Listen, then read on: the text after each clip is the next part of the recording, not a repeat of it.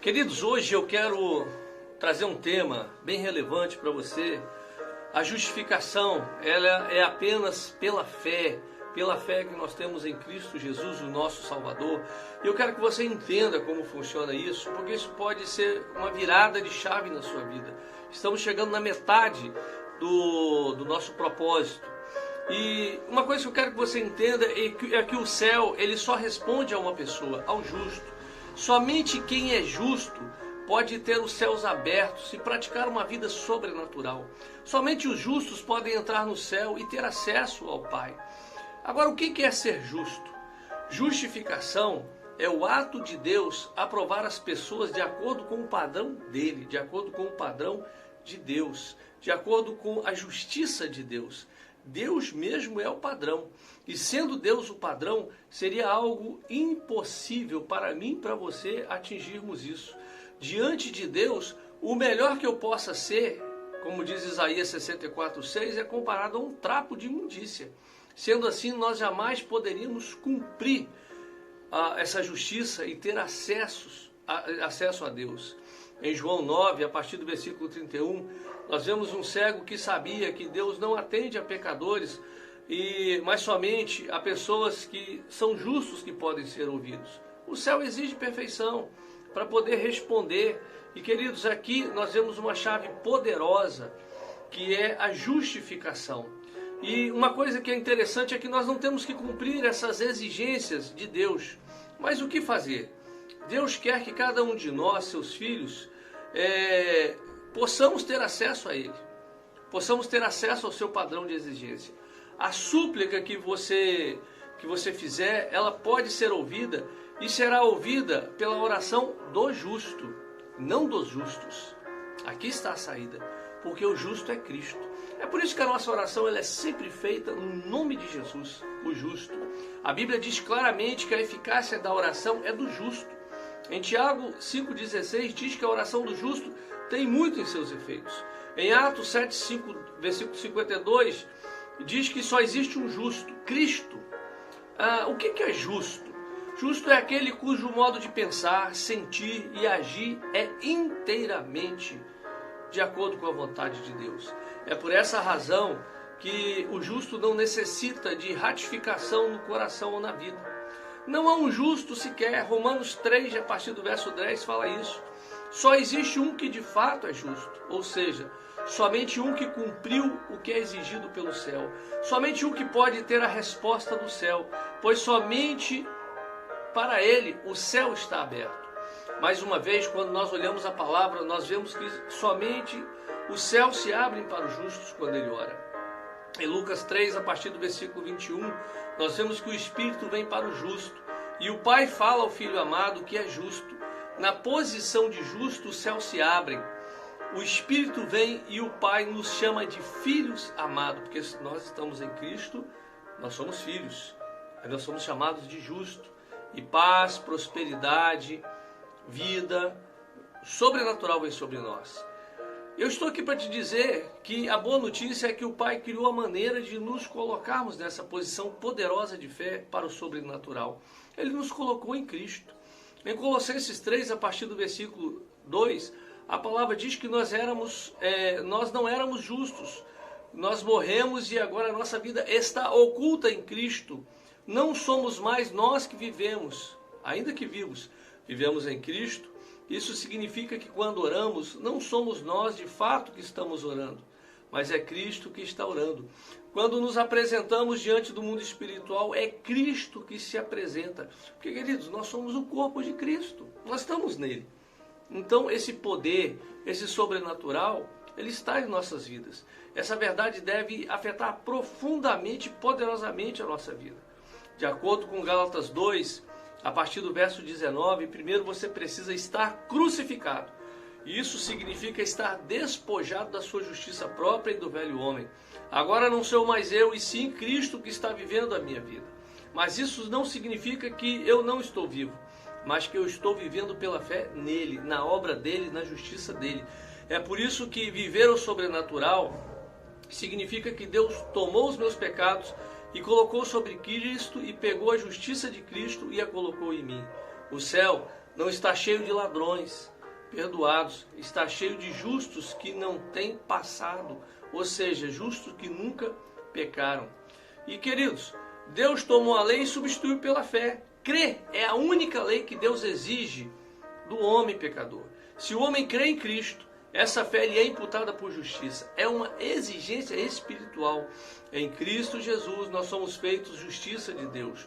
Você não foi apenas perdoado, você foi declarado justo. Ser justificado é muito mais do que ser perdoado. Ser perdoado significa que o pecador pode ser liberado de pagar a penalidade que ele merece. Mas ser justificado significa que posso entrar em comunhão com Deus, pois sou justo, jamais cometi pecado. O perdão é negativo, é o cancelamento de um débito, enquanto a justificação é positiva, é receber um novo status de justos diante de Deus. A palavra diz que Abraão foi justificado pela fé. Tudo começa pela revelação de que nós somos justos. Para isso, nós vamos olhar para Abraão, o pai da fé, o pai dos que são justos em Cristo. A palavra diz que Abraão creu em Deus. Ele se tornou justo e amigo de Deus. Tiago 2,23. Abraão agora tinha acesso ao coração de Deus. Isso é ser amigo de Deus. Isso aconteceu porque ele creu. Como justo, ele podia se aproximar de Deus. E Deus se tornou seu amigo. Ele é o pai da fé. Logo é uma chave para o sobrenatural. Porque quando você crê que você é justo, o sobrenatural se abre. Coisas incríveis acontecem na sua vida. Abraão não foi justificado pela lei, porque não havia lei naquela época, mas pela fé. A lei nos ocupa com o nosso eu, mas a graça nos ocupa com Cristo. Não precisamos nos preocupar em guardar nenhuma lei, mas porque Cristo já imprimiu a sua lei no nosso coração. É o que diz Hebreus, capítulo 8, a partir do versículo 6. Tudo é uma questão da justiça de Cristo. Não precisamos mais viver preocupados com o pecado.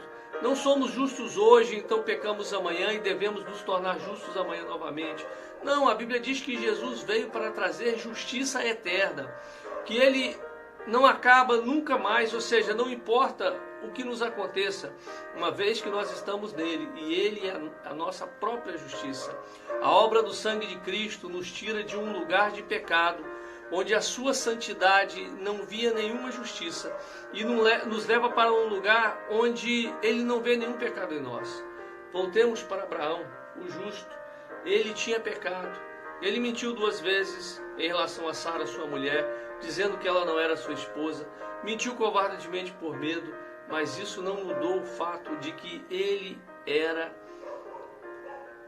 um justo e que Deus o poderia usar. E quantos outros pecados Abraão deve ter cometido? Abraão mente para Abimeleque, o qual por esse motivo quase é morto por Deus.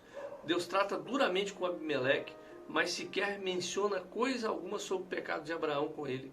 No verso 7, Deus diz que ele é profeta. Que coisa, né? Lá em Gênesis capítulo 20, a partir do versículo 2. Essa é a primeira menção da palavra profeta. A Bíblia pela primeira vez chama alguém de profeta. O que determina em linhas gerais o significado e a condição para o profeta, os homens que se moviam no sobrenatural, era a justiça.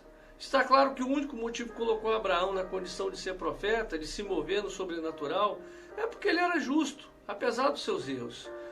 No verso 14 e 16, nós vemos que tanto Abraão quanto Sara recebem tesouros e prosperam. Meu Deus, o cara apronta e ainda enriquece. Até coloca para fora de casa o seu filho para morrer no deserto. Temos também a Sara, chamada curar, seria o significado. Ou seja, mais uma vez o Senhor está nos mostrando, pela lei da primeira menção, que os milagres estão totalmente condicionados à revelação de que nós somos justos. Veja, o erro de Abraão não pôde impedi-lo de ser justo, de vir a ser pai da fé. Queridos, precisamos confessar que nossa justiça é irreversível, porque ela não se baseia na nossa performance, mas unicamente na obra de Cristo. Não é pela minha obediência, é exclusivamente pela obediência dele que eu me torno justo. Sou justo hoje, baseado na obediência de um homem na cruz. A estratégia do inimigo é que você se preocupe e que você fique muito ocupado com a sua obediência ou a falta dela, e assim você fique deprimido, você se afaste de Deus. Nós precisamos levar cativo todo o pensamento à obediência de Cristo e não a nossa. Não estamos provando mais do sobrenatural, das bênçãos de Abraão, porque Satanás nos coloca no foco da lei, dizendo que porque não guardamos os mandamentos, então não podemos receber. Mas Abraão não se tornou herdeiro do mundo por guardar a lei, e sim pela justiça que vem pela fé. Romanos 4, a partir do versículo 13. O que anula a fé não é o pecado, e sim a lei. Gálatas 5, 4. Quando perdemos a fé por causa do erro, nos desligamos de Cristo. Isso não é perder a salvação, mas significa que Cristo não pode nos servir. Fica inútil. Hoje nós somos justos pela fé, porque há 2000 anos uma figura solitária foi pendurada na cruz. Ali Deus pegou os meus e os seus pecados e os colocou sobre ele. Foi o Pai que deu o Filho, porque ele nos ama. E Cristo deu sua vida, porque ama o Pai e também nos ama. Queridos, após 3 horas de trevas, Jesus clama, Pai, e a única vez na Bíblia que nós vemos, meu Deus, por que me desamparaste? Ele falou assim porque estava assumindo o nosso lugar. O Pai virou as costas para Jesus e ele gritou, está consumado. Ele fez isso para ficar claro que o preço foi pago e ele se tornou justiça para mim e para você. Viva pela justificação. Você foi salvo e foi justificado por Cristo Jesus.